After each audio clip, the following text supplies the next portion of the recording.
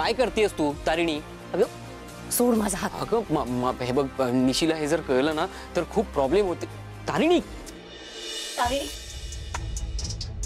काय चाललंय हे? काही नाही निशी, काहीच नाही, काहीच सिरियस झालेलं नाहीये. Don't worry, relax. रिलॅक्स? ही तुझा हात धरून इथे का उभी आहे? नक्की काय करण्याचा प्रयत्न चालू आहे तुझा? निशी, मी सांगतो निशी, हे बघ काही झालेलं नाहीये. आपल्या नवीन लाईफला सुरुवात होणार आहे ना, सो आम्ही त्याबद्दल डिस्कस करत होतो. You don't have to feel bad. Nishi, मी असं कसं? युवी, हिने तुझा इतका इन्सल्ट केलाय आणि आता काय काय करायचा प्रयत्न चालू आहे तुझा? मी सांगतो निशी, हे बघ, झालं असं की आमच्या ज्या पास्ट मधल्या मिसअंडरस्टँडिंग्स होत्या त्या आम्ही क्लिअर करत होतो. तू का तिच्यावर रिॲक्ट होतेस?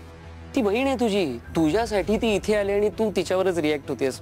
कम ऑन यार, तिने आपल्या एंगेजमेंटला किती छान सरप्राईज दिला आपल्याला, है ना?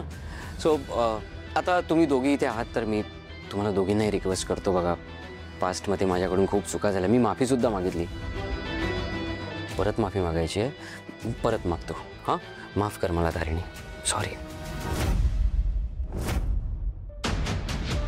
तारिणी. अगं आय एम सॉरी तारिणी. युवी, तू का सॉरी बोलतोयस? मला आधी सांग, ती काय बोलत होती तुझ्याशी? नाही, काही नाही. आणि तिने तुझा हात हातात का धरला होता आणि एक्झॅक्टली कसले मिसअंडरस्टँडिंग क्लिअर करण्याचं चाललं होतं तुमचं? खरंच काहीच नाही. युवी, प्लीज मला खरं खरं सांग, तिने तुझा हात हातात का धरला होता? माहित नाही, पण येस, तिनेच अचानक माझा हात हातात घेतला. समजते काय ती स्वतःला? हाऊ डेअर शी! मी आता ती नाही तू निशी, तू असं काहीही करणार नाहीस प्लीज. मग काय करू मी? ऐक, आपलं जुळल्यापासून ना ती काहीतरी वेगळीच बघते. तिला हे सगळं पटलं नाहीये वाटतं. तिच्यासाठी हा शॉक आहे.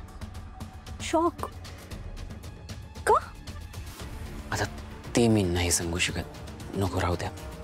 मी सांग ना. आम्ही कॉलेजमध्ये होतो तेव्हा तू नक्की कोणाला नाही सांगणार ना? कॉलेजमध्ये होतो तेव्हा काय? तारिणीने मला प्रपोज केलं होतं. मी तिला नाही म्हणालो. मी म्हटलं तिला मला या सगळ्या गोष्टी नको आहेत म्हणून. माहीत नाही तिने अचानक का प्रपोज केलं. म्हणजे माझं फॅमिली बॅकग्राऊंड बघून, माझा पैसा बघून माहीत नाही, पण तिने केलेलं.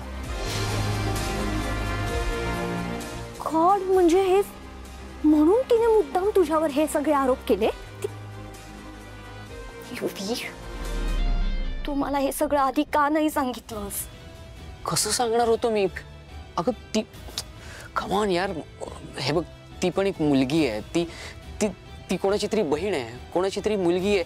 मी तिच्याबद्दल हे सगळं जर सांगितलं असतं तुमच्या घरच्यांसमोर तर तिची काय इमेज राहिली असती तुमच्या घरी. मला नाही जमलं ते, सॉरी. युवी, ती तुझ्याशी इतकं वाईट वागली तरी तू तिचाच विचार करतोयस? जाऊ दे, सोड ना तिला, जाऊ दे तिला. हे बघ, ती असं वागली म्हणून आपण असं वागायचं, मग काय फरक राहिला आपल्यात आणि तिच्यामध्ये? हां, आपण आपल्यावर कॉन्सन्ट्रेट करूया ना. लग्न आपलं होणार आहे की नाही, आपण आपल्याकडे लक्ष देऊया. आपण आपलं रिलेशन एवढं स्ट्रॉंग करूया ना की तारिणी काय अख्खं जग म्हणेल की येस, युवराज आणि निशीच मेड फॉर इच अदर आहेत. युवी, तू किती समजूतदार आहेस. You are so kind, great आहेस युवी तू. आय एम सो लकी की मला तुझ्यासारखा नवरा मिळणार आहे. I am not great, I am just grateful की मला तुझ्यासारखी बायको मिळणार आहे. Nishi, I love you. I love you too युवी.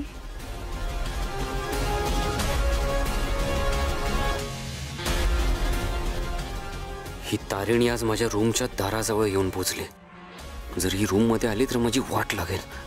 नाही नाही नाही नाही, ही पुन्हा माझ्या दाराजवळ यायला नको. म्हणजे तुला असं म्हणायचंय की युवराजच्या रूम मध्ये असं काहीतरी सापडायला हवं ज्याने त्याचं खरं रूप सगळ्यांच्या समोर येईल. अरे हो, पण त्याच्या रूम मध्ये जायची संधी तर मिळायला हवी ना. कसं जाऊ त्याच्या रूम मध्ये मला तेच कळत नाही. आणि हा युवराज पुन्हा तेच करतोय. पुन्हा सगळ्यांसमोर नाटक करतोय आणि निशीला स्वतःच्या जाळ्यात अडकवतोय. केदार, मला निशीची काळजी वाटते यार. तुझी काळजी मी समजू शकतो बॉस, पण त्याच्या खोलीत जायची संधी मिळायला हवी ना. ती मिळाली ना की मला खात्री आहे की काही ना काहीतरी सापडेल आणि निशीला त्याच्या जाळ्यातनं आपल्याला बाहेर काढता येईल. हे सगळं ठीक आहे, पण या सगळ्यांमध्ये तू स्वतःची काळजी घे. तो युवराज कोणत्याही थराला जाऊ शकतो बरं का. हो, मी माझी काळजी घेईन, पण केदार सॉरी. कशासाठी? नाही, आज तुला पोळ्या खायला मिळाल्या नसतील ना म्हणून. हसायला काय झालं?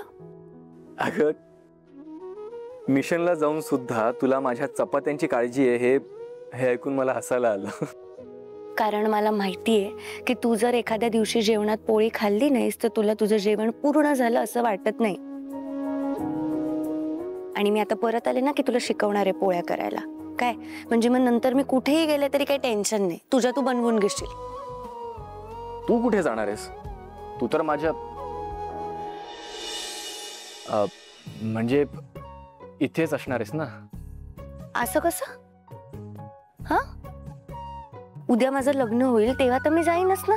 मग काय करशील? तू जिथे जाशील तिथे मी येईन. हा, म्हणजे मिशनला ग, मिशनला. तू जिथे मिशनला जाशील तिथे मी येईल. झोपा आता. का झोप येत नाहीये म्हणून इतकी बडबड करतोयस केदू? हे बॉस, अरे काहीतरीच काय. तिकडे जाऊन सुद्धा तू. Hello boss, hello.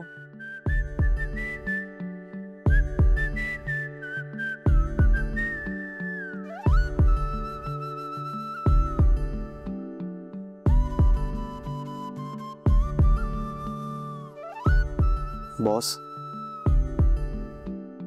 तुला कसं सांगू, मला तुझ्या सोबत राहायचंय. मला आयुष्यभर तुझ्या हातच्या चपात्या खायच्या आहेत. तू सोबत असणं माझ्यासाठी किती महत्वाचं आहे कसं सांगू तुला.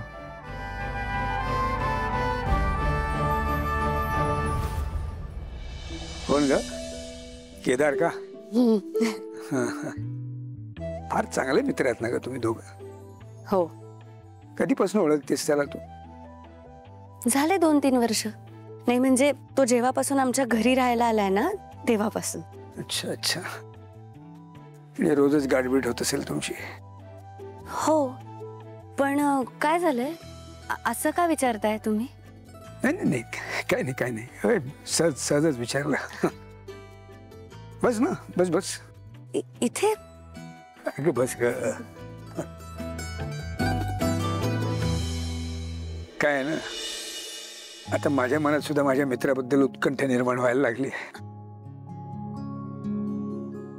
एक विचारू तुला? विचारा ना. केदार कधी त्याच्या वडिलांबद्दल तुझ्याशी बोलतो का काही?